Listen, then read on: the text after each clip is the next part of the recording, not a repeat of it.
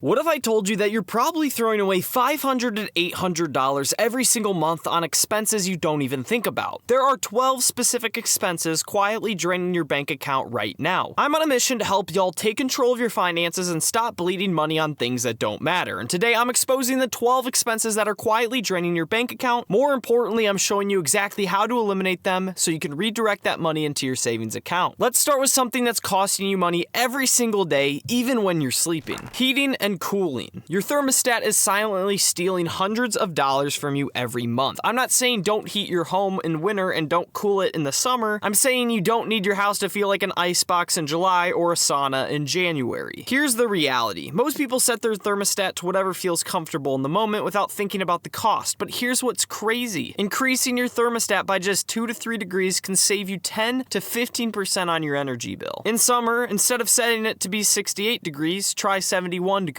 In winter, instead of 75 degrees, try 72 degrees. You honestly won't notice the difference, but your wallet will. The average American spends $1,500 per year on heating and cooling. That 2-degree adjustment saves you $150 to $225 annually. But here's what most people don't realize. Heating and cooling costs spike during peak months. Those summer months when it's 95 degrees out and winter months when it's 20 degrees out, that's when small adjustments make the biggest difference. You could save $50 to $100 per month just during those peak seasons. Speaking of monthly expenses you probably don't even use anymore, this next one is costing families over $1,200 per year for something they barely use. Cable TV. Look, cable TV served its purpose 20 years ago, but now it's just an expensive habit most people can't break. You're paying $80 to $200 per month for hundreds of channels you don't watch, when you probably only care about 5 to 10 shows. Here's the brutal truth. Most of what you watch on cable you can get elsewhere for a fraction of the cost. News? Get a $20 antenna and stream local news for free. Sports? A streaming service costs $30 to